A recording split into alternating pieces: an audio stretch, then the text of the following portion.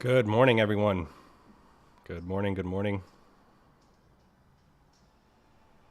Okay, we're going to be looking at charts here in just a bit. Just give me a second so we can get set up and then we'll get started here.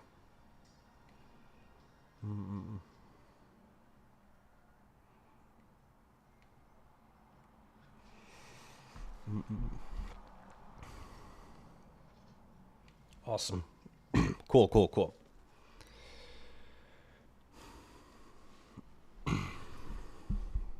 Good morning again to everyone. Good morning.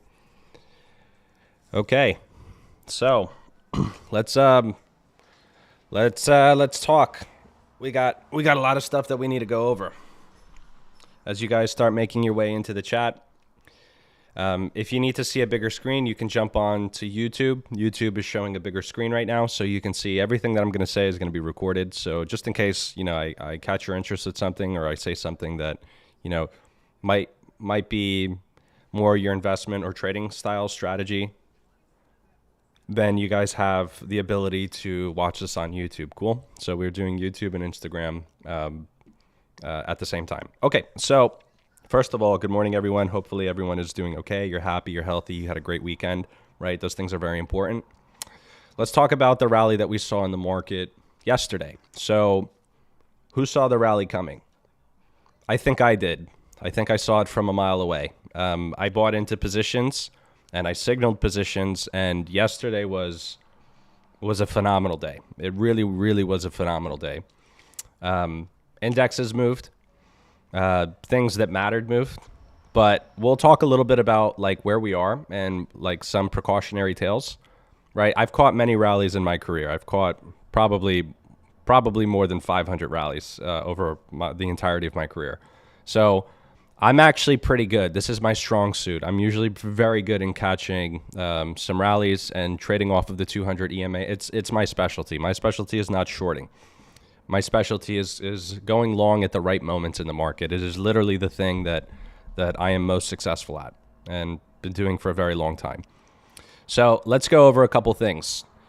On Qs is the most important thing for me. On Qs, on my chart, you have short interest that dropped off. So short interest is basically how many people are shorting the market. This is FINRA data. So they're a reputable source. They're about 70 to 80% reliable on their information.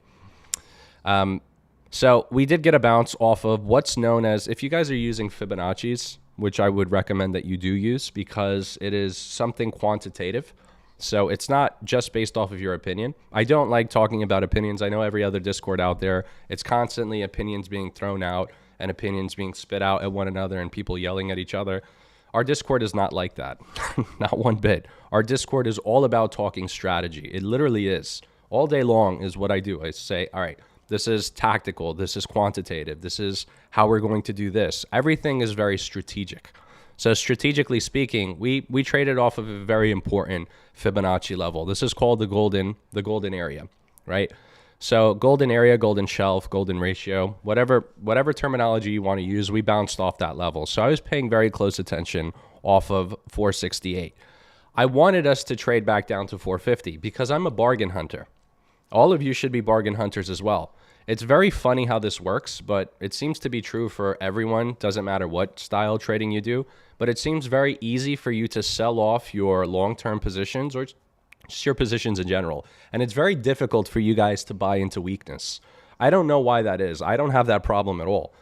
I am using almost 80% of my portfolio. I put 80% of my portfolio in the move, right? And I buy into things when they are at a discount. So newer traders, if you're new to trading, don't be scared of buying into weakness. You have to pick your right spot, but I mean, how much lower could you have traded from 466? What is a reasonable calculation without you being crazy or anything like that? You reasonably could have pulled back another 3.5% on Qs. If you are a perma bear, right?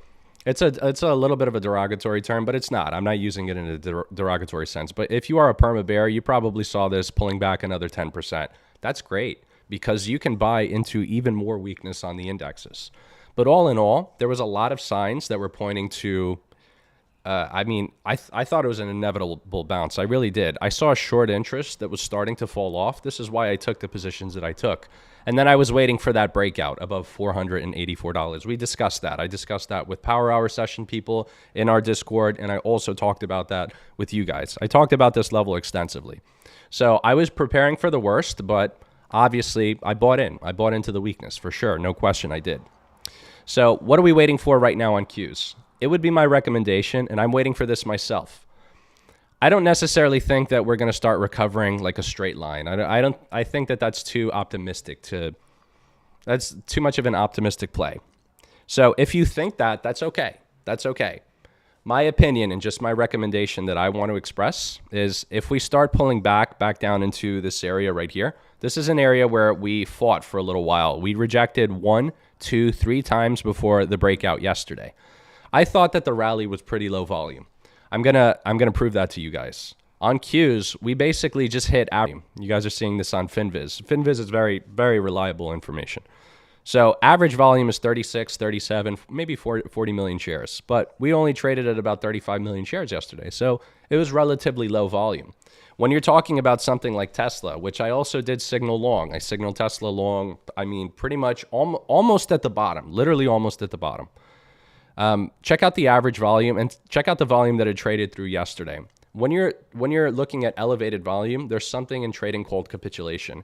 Capitulation only happens at very critical injunction points. So you had that on Tesla.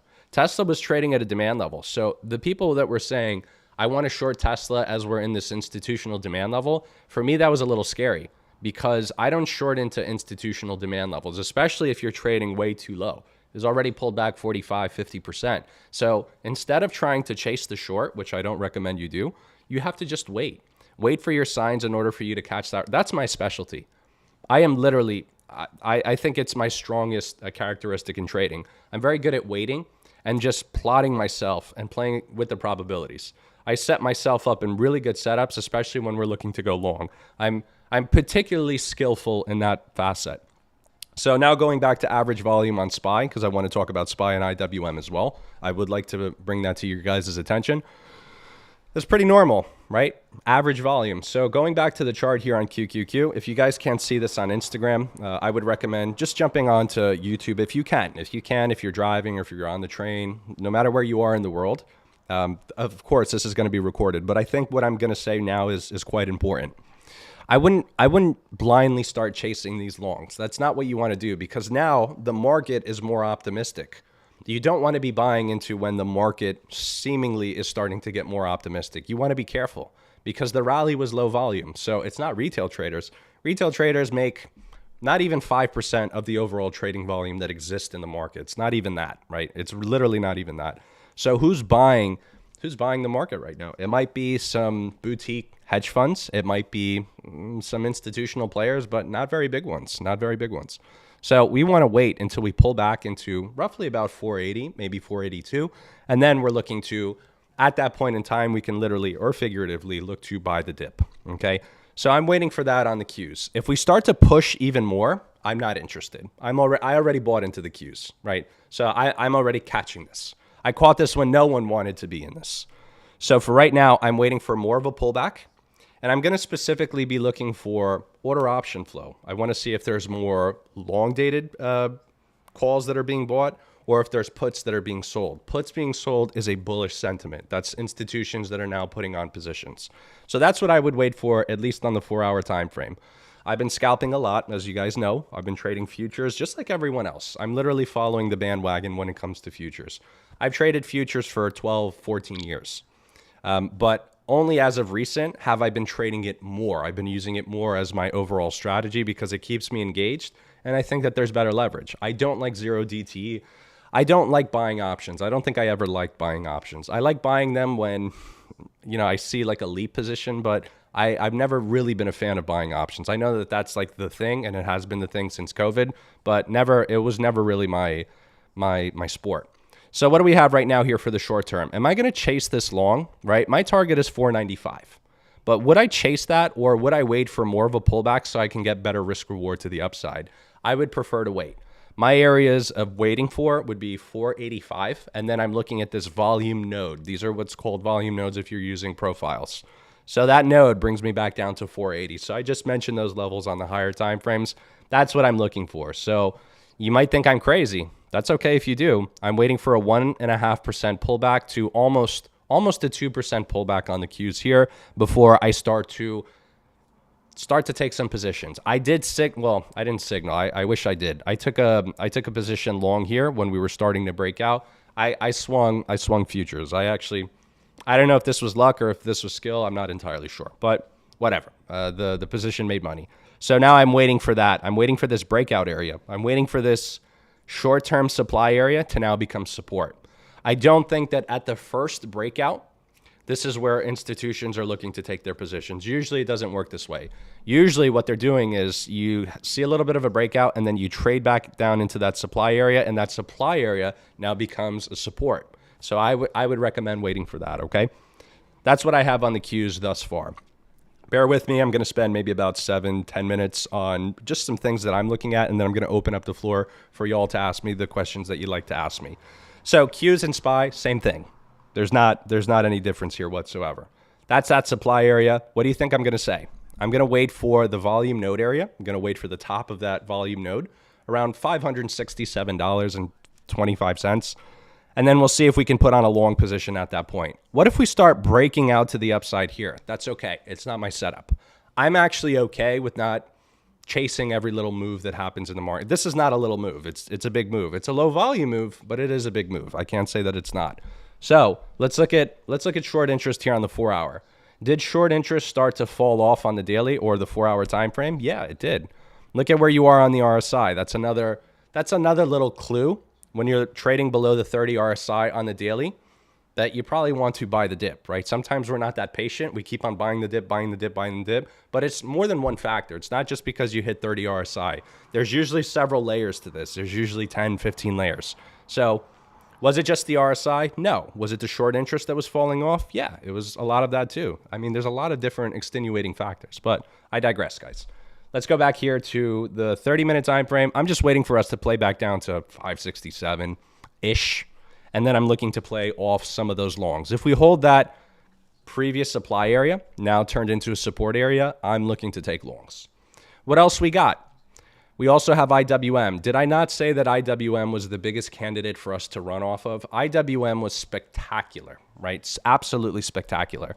I literally said for 3 weeks, maybe a month, some of you guys can back me up on this one, IWM was going to be the home runner, right? It was literally going to be the thing. So in terms of risk reward, we have pretty good risk reward here.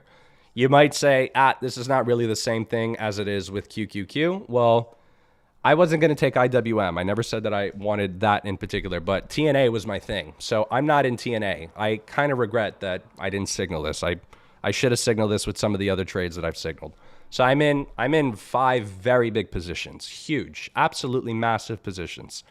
And they're all mega cap stuff. Of course they're going to be mega cap because they have good risk reward. We talked about leveraged ETFs, and then we talked about the potential of them breaking a little bit lower and possibly adding to them. I told you guys that we were closer to a bottom than we were to a top, right? Just mathematically speaking, it's not that I know something that you don't. No, it has nothing to do with that. It has everything with you thinking quantitatively, okay? Sometimes that's a scary word, but all that means is you calculating certain things and then looking at what your risk can be.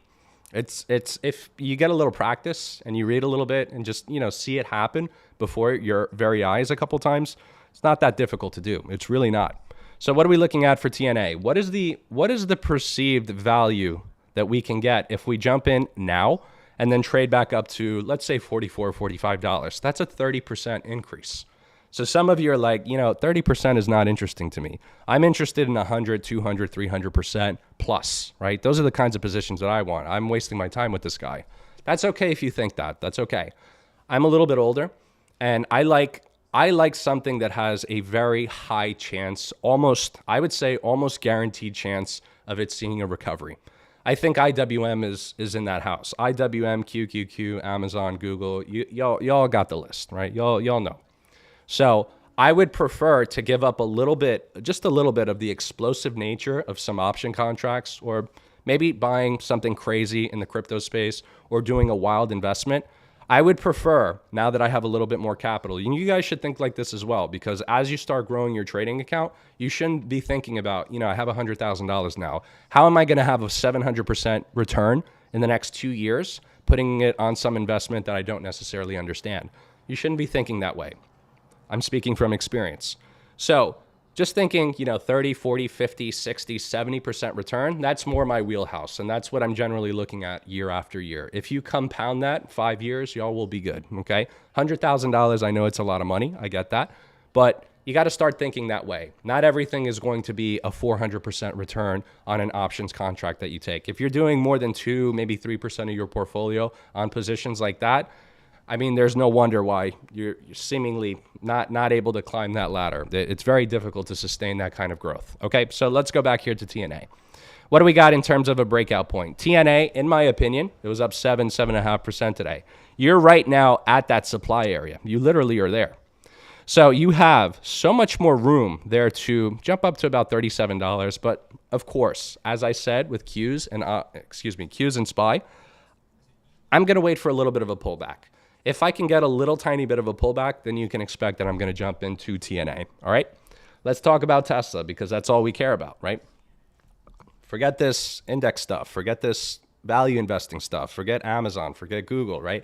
I know what the younger cats are thinking. I get it, right? I used to be that age. I used to be $22, $23 with $60,000 in my bank account. Fine, cool. And now you want to put it all in something. Is Tesla going to be the thing? In my opinion, I signaled Tesla right here, okay? I literally signaled Tesla at like 2:30. Y'all know that I took leverage shares on Tesla. It's all good. It's all good. I got stopped out, but we got a couple people in my group. I got one cat telling me he made $35,000. So great. That's fantastic for that cat. So he didn't get stopped out. All good. Off of the 4-hour time frame, do you think that I'm going to tell you to chase that even though we're seeing a volume node off of 270? That's not my game. That's not the card that I play.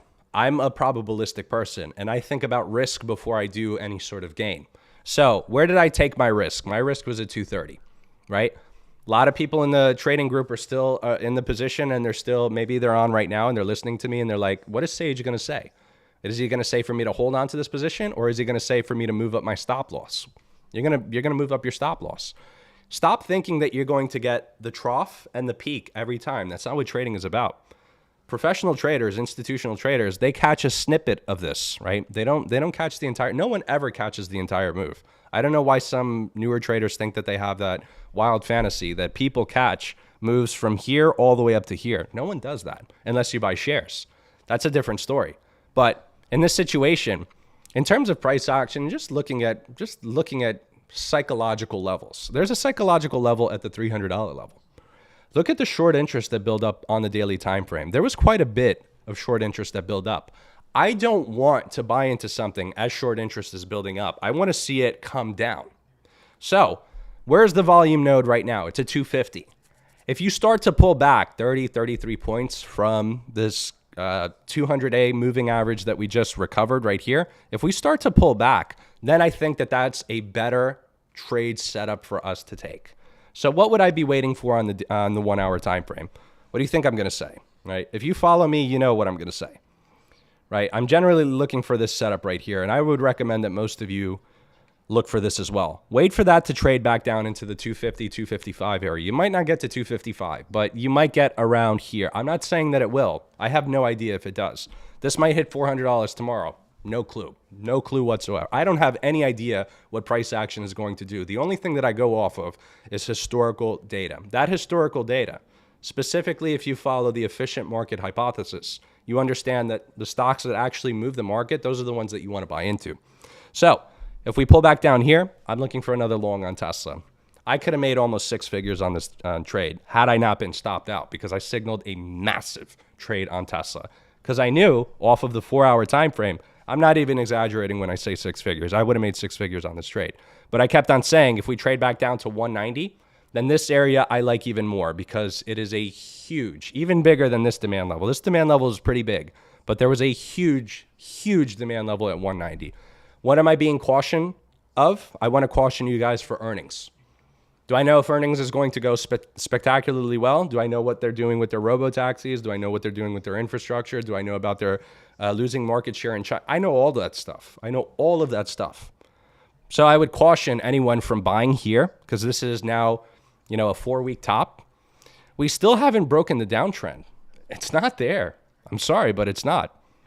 You can hoot and holler as much as you want, but we have not broken the downtrend. So in my opinion, for you to now look at risk reward back in your favor, I would say about 250, 255. So you can look to maybe start buying in. I am of the opinion that if Tesla were to sell off after earnings, not before, because earnings is a huge catalyst for Tesla right now. If Tesla were to sell off and trade even lower than where it is now, don't think that that's not a possibility. Please do not be that person. From experience, I am telling you, do not be the person that says, I bought into Apple. Apple cannot sell off 20%. Not true. It's done so several times over the last 20 years. It happens. It happens. Just understand what your exit plan is. If you're going to take, if you're not going to listen to me at all and you're going to buy in Tesla and you're going to put in, 50% of your portfolio right here because you're following the short-term momentum, that's okay. That's okay. Just have an exit plan. Okay. I wouldn't recommend 50%. I'm just saying. I'm just giving you guys examples. So that's what I would wait for. If we do cascade off, if we do trail off on the price action on Tesla, I'll be glad to signal it again. I signaled it twice recently, right? So one trade was a great trade. We made a good amount of money on it, but the second trade I got stopped out on by like 15 cents. Is what it is. It's just part of trading. So what else do we have to talk about, guys? I talked about Tesla. I want to go over Meta. I think Meta is huge to buy into. Absolutely massive to buy into. The revision for earnings has actually been revised lower off of a company that is already beating on earnings. So I bought into Meta. I put a crap ton of money in Meta. I would recommend that you guys look at this more for long-term shares. I think it's a pretty good bargain for your buck. Obviously, I didn't take Meta. That's not what I do. I don't buy into the regular company. I buy into the leverage shares. So I got in on this. I think I got in on this $32. I forget the exact dollar amount, but $32. I'm waiting for that to trade up to 43. And then finally, around the $45 area. So if I get what I want in the next coming months, not weeks, next coming months, I'm going to look at maybe about a 45 to 50% gain on my shares here for Meta. Cool. The next thing that I wanted to talk about is Amazon. Right? I'm not crazy. I put 30% of my portfolio into Amazon. I literally called this out. So I said that if we started trading lower, it would trigger my stop loss. I would take off the trade. I would lose tens of thousands of dollars. No problem. But I would get a better opportunity to buy even more shares and put more of my portfolio in. Am I crazy to buy a lot of Amazon? I don't think that I am. I've been talking about cloud technology for the last year to year and a half, literally. So anything cloud related has been exceptional in the market. Absolutely exceptional. Do I understand that technology? Yes, I do, because trading is not the only thing that I do, right? It's not the only thing. I'm actually allocated in this space as well. So I understand the tech and what I talked about for a good year and a half. Actually more than a year and a half. So is Amazon right now the biggest retail company in the world? Yeah, you can argue that, but they're also huge in cloud, right? That's all their earnings ever talks about, just what their cloud department is doing and how many billions of dollars they're making, $140 billion a quarter, something like that. Okay. So Amazon, if you do trail back just a little bit more, back down to the 197 area, $200 area, for me, I think it's a good value investment in my personal opinion. Okay. Let's talk about just a couple of other stocks. Let me see. I'll talk about two more stocks and things that I'm looking for going forward. And then I'll open up the floor for you guys to ask me any questions of any trades that you're looking at. Cool. The next thing that I want to go over is Google. I've been talking about Google also for a while. I think that this is massive, massive value. I really do. Okay. I put my money where my mouth is. There's 25% of my portfolio right now is in Google. That's what it is. 25%. There's a massive amount of my money that I put into this. Why did I take it? Well, we were pretty close to a demand level. Last time that I took Google, just in case, you don't know who I am and I'm yelling at you and you're like, this guy's an idiot. That's okay if you think that, right? I have no problem with you thinking that. Just understand why it is that I took the trade. I'm perfectly fine with you guys saying, I don't agree with you, but I want you to understand why I make decisions. The last time that I took Google, I almost took it at the bottom at 150. Almost. I think I took it at 150.75. So I took the obviously leveraged shares, but it broke below the 200-day moving average, and I thought that we had a fairly decent support level off of a previous supply. Does that make sense? So my supply area was right here, is at 152. So 152, 152, we broke below 152, we held it. That one candle for me propagated a good risk reward trade, and then I rode that up to approximately 178. I think it was maybe 177. So did I ride that entire move up? No, of course I didn't ride that entire move up, but I caught enough of the move that I was satisfied with the gain. So the same thing here. What were the breakout points? The breakout points were right there, about let's call it 158, 159. And then we also had about 165 as an area of interest for buyers. That's where they bought up Google, and that's where they took it up to about 205, 207. Obviously, you want to be paying attention to those areas. Pay attention to previous resistance areas. This is a concept in trading that sometimes you don't read up on, or maybe sometimes we don't pay attention to, but previous supply areas generally act as very good support on the higher time frames. So that's just a little nugget that I wanted to include for you guys. Also, the short interest on Google seems like it's pretty complacent compared to Tesla. So I thought that Google was a worthwhile investment. Can I be wrong in the next week and a half? Yeah, for sure. I have my stop loss in place. If I do get stopped out, I'll get stopped out on a tiny little bit of profit, but risk reward is totally to the upside. You might disagree. You might say, Sage, you're an idiot. This is going to be trading back down to 130 here very shortly. I don't disagree with that, but I have my contingency plans. I have my DLP, right? I have my plans just in case I'm wrong. I can cut the trade, and it's not going to be an ego issue, right? I know I have a huge ego, but when it comes to trading in my finances, generally not the case. I'm looking to cut the position fairly quickly, especially a position that's this massive, and then I get rid of it. And then I'm readjusting to see where we're going to capitulate once again. Did we capitulate here on the indexes? You might call for that. You might say, yeah, there might be a little bit of that going on. I don't know. I have no idea. I'll let you know in about 2 months whether this trade works out or not. Cool? Okay, and then the last thing that I want to go over, I did want to talk about coin. I think coin is an interesting opportunity. We're at a support level here. So my support level obviously is 160. I called out 190 a couple weeks ago, but this is good risk reward. It's just good math. It really is good math. So if you're thinking about buying into a long position on coin, I think that this is the right spot. 202, your stop loss should be about 190. Okay, so you're risking $12 to try to get up to about 262.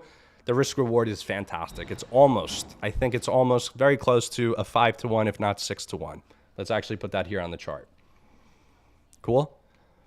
This is how you should be thinking about all your trades. Not one, not coin, not Tesla, not Amazon, not SPY, not TECL, not TNA. This is how every single trading decision, especially with my alpha people, this is how I've been coaching them. This is how I've been saying, this is how you need to think about. And they're doing very good with this. They're being very mechanical, very methodical, and very probabilistic in their thinking, right? Because don't think like everyone else. Right? Everyone else seems like they can't be overall sustainable, or at least they can't play the long game. So think about everything like this, right? Use that risk reward calculator to your advantage. What would be your first target? My first target would be 260. So what does that put? What is the risk reward? The risk reward is 5-to-1. It's pretty good, right? You got to be right 20% of the time. So put the probabilities back in your favor. Coin, I like very much. The one thing that I'm going to say about coin is I would take CONL. This is double the bang for your buck if you're right. So my stop loss would be about 15, not 15. I would probably set my stop loss at 1650. So that's where my stop loss would be. So my risk reward here is even a little bit better. So if you are, if you have a lot of grit, or if you think that Coinbase is the thing, right? It's going to be the thing here in the next year, maybe less than that, maybe 6 months. I would say that buying into coin would be a worthwhile investment. If you want to take that up to about $41, the risk reward is even better, 8-to-1. So I wouldn't recommend that if you start breaking below $16.50 that you hold on to the position. I would say cut the position and then readjust and look to get in at a lower injunction point. Off of the daily time frame, I can't really use this because there's not adequate information here, but let's see what the short interest is. There's not a lot of short interest on Coinbase right now. Does that make sense? So I would feel more comfortable in saying, hey, Johnny has $500. Where can I put it? What stock can I buy? I think CONL, right, which is 2 times leveraged shares on coin. I don't think that that's a bad bet. I think that the notional value is low enough and the risk reward is good enough that you can make maybe a smart trading decision, if not an investment decision. Cool? That's what I have here for today, guys. So what about you? What are you guys interested in? What have you guys been trading? What do you guys want to ask me? Is there any questions that I can answer, whether you're on YouTube or whether you're on Instagram? Just let me know. You guys see how it is that I break down trades. You guys see how it is that I talk about trades, right? I talk a lot more about futures trades and more short-term trading opportunities, obviously in the Discord. But right now for you guys, it's not going to be too advantageous if I talk about what's going on the 5-minute time frame. Y'all want to know. Y'all want to know. Do you want to buy into shares right now? Or, am I still holding on to a buttload of cash? My recommendation has always been, if you think about everything in terms of risk reward and you have an area where you say, I'm going to cut this trade for a 5, maybe 10% loss, and then I'll readjust and I have other target areas lower, you are going to be set as a trade. I learned this years ago. I learned this from the Jack Bogle book, right? God rest his soul. He died a couple years ago. But everything he always stipulated was very clear. Just have an area of invalidation and then look to buy into good quality things. So when good quality things trade at a discount, make sure that you understand what the technicals are, what the market is looking for a good value investment. You're probably not going to catch the bottom. That doesn't happen. It's improbable. It's the statistics don't really help you out for you catching perfect bottoms every single time. But you can get close enough, 5% from a bottom, 4% from a bottom, 2% from a bottom, where you can be substantially successful in your long-term trading or investment strategies. So we got it? Everyone's okay? Let's talk about MSTR. I can go over that. I got MSTR wrong. So I wanted to short MSTR when we were starting to break below the 200-day moving average because I had 189. So as far as I'm concerned, for a risk-reward trade, I don't think that this is good risk-reward here to the upside. You might say, Sage, you have a huge gap to the upside. You're a dumbass. I see that. I really do see that. But MSTR, as far as I'm concerned, we're a little bit too overextended for the rally that we saw off the bottom. The right area, and this is if you trade my system and trade how I always recommend. I'm not saying this just because now the chart looks like it's bullish. I don't do that. That's just bullshit for me. Anyone that does that online, for me, I hate those kinds of people because it's just bullshit. If you look off the 4-hour time frame, where I would have bought into MSTR had I been bullish would have been right here, right? I talk about the moving averages and I talk about specifically risk reward on every single call that I ever get on, literally every single one. So 265 would have been the area. Just like I said there with Tesla, instead of you looking to buy after the breakout, right? Because you have a breakout here, trade back down into the volume node. That volume node is $300. So if you do want to buy into MSTR long, in my opinion, I don't have a long bias on MSTR. There's a lot of things underpinning MSTR that I don't like about some fundamentals, some of their K10 filings, K11 filings, or whatever. Some of their tax filings, I'm not very comfortable with, right? So just reading into their reports. Not the company that I would like to buy into. Coin would be a different story.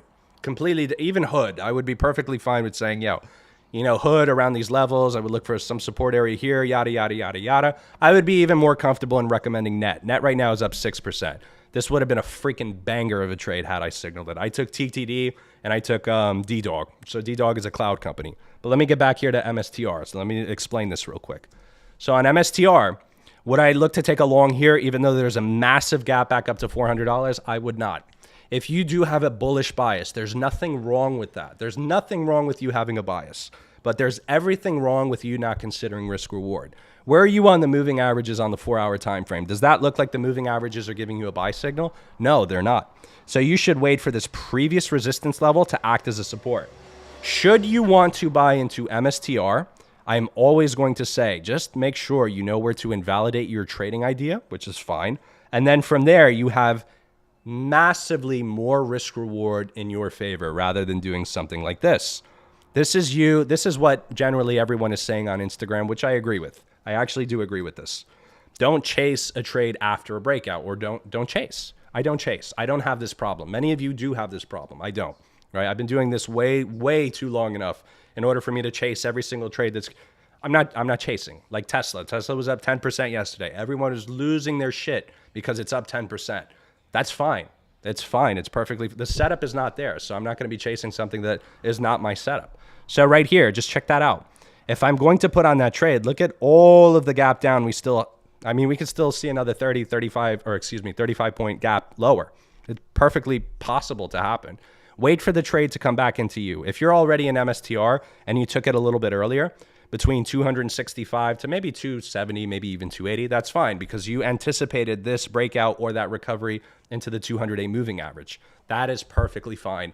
I will never criticize a trade for that, right? I'll never criticize a trader or say, hey, man, you're not really doing this from a quantitative standpoint. You have to be quantitative in everything that you do.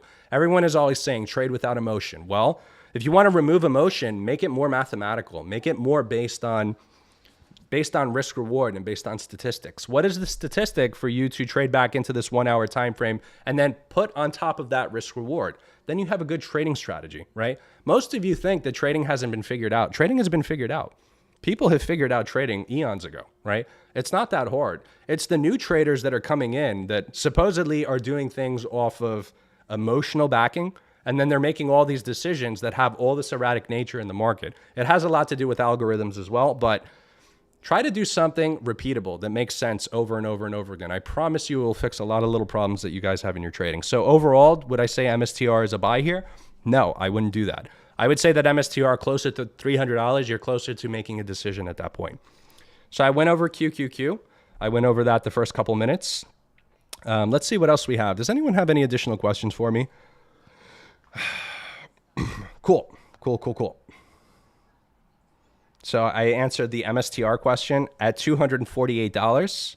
If I'm looking at that entry, that is exceptional entry. Then you are actually trading a phenomenal trading system. If you say, hey, I took that position because that demand level was $235, and then I took the trade and then I had my invalidation area at 235 or maybe 232, that's beautiful. That is trading. That is literally trading. Rather than let's see how it goes. I scorn people from saying, hey, let's just see how it goes, or I hope that this goes in my favor. Screw that. I don't want to leave anything up to chance.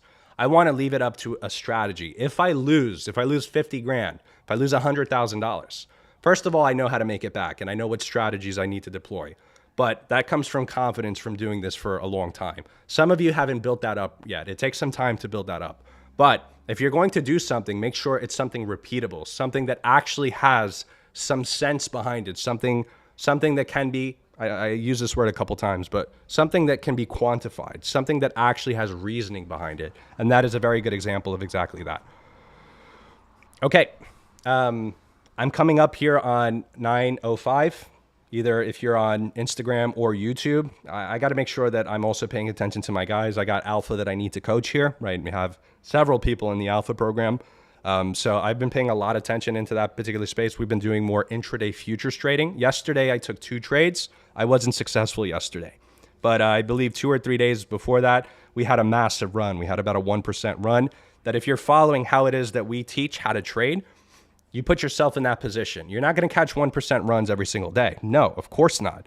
But you're going to recognize where is the high probability trades. It takes some training. It really does. But if you guys are interested in stuff like that, DM us the word trade and we'll hook you up here. I think we have a 1-week trial for the Discord, and you'll hear me talk. You'll hear me literally break down these trades every single day. Every single day I break down these trades. So if you're interested, just let us know. If you feel that I have wasted your time or feel that you didn't get anything out of this, give me a thumbs down. But if you feel that you got something out of these sessions and, listening to me, just like listening to a podcast or listening to someone that, just have their opinion, even though you might disagree, that's fine. I'm perfectly fine with having disagreements. I talk to other traders all the time. I know other YouTubers and I know other traders in the space. I know a lot of them, and about 7 or 8 of them that we actually are in contact with. I disagree with these people all the time. I disagree with one in particular that wants to short MSTR and wants to short Tesla. I'm telling him, no, I don't agree with that either, right? So we butt heads all the time. If you feel like I'm not wasting your time, then give me a thumbs up, okay? Just give me a thumbs up so we have some feedback. But other than that, does anyone have any additional questions? I think I have another 5 minutes here, just in case y'all want me to go over anything, right? I shared with you, I was very clear about some of the things that I'm interested in. I didn't talk about semiconductors. I didn't talk about China, right? My China trade, I'm going to be stopped out on China here in a little bit. I've talked about AMD extensively. I didn't talk about AMD today. I bought into AMD at the bottom. I literally added, I almost doubled my position on AMD here at the bottom. So right now, I think I'm sitting at break even on my AMDL shares. But so far, we're benefiting from this. I did not do well for January or February. I'm sure most of you have not as well. I am down several six figures for January and February. It's okay if you don't believe me. That's perfectly fine. You don't have to believe in my numbers. You don't have to believe in my portfolio size. That's okay. Just make sure that if I say anything, it's applicable to you. It's not about me. It's not about me. I don't need to learn trading again. But really where I'm at is I want to educate some of the newer traders that are coming in. Stop making such bad decisions. It's not about making the right decision every time. I make bad decisions all the time, but making less decisions based off of emotion. Stop doing that. Start making decisions based off of not just what you see on the chart, but why you're seeing a specific thing. Is it off of a fib? Is it off of a 200-day moving average? Can you put it in technical terms? Are you able to communicate your trading idea to other people and say, okay, this is the reasoning behind my trade, or this is why I'm not taking a trade? You'll find that when you're doing that, when you apply that sort of methodology, that you will take less trades overall. If you're taking more than 3-5 trades in a day, you're over trading. You're over trading. I'm sorry, but you are. If you're taking 15, 20, 25 trades in a day and you're not successful, try to pull back. Try to focus a little bit more on the higher time frames, the 10-minute time frame, and try to focus a little bit on signals being complementary on maybe the 10-minute and also the 30-minute time frame, so you have dual signals. Then you have more of a recipe for success going forward, okay? What do we got, guys? Anything else?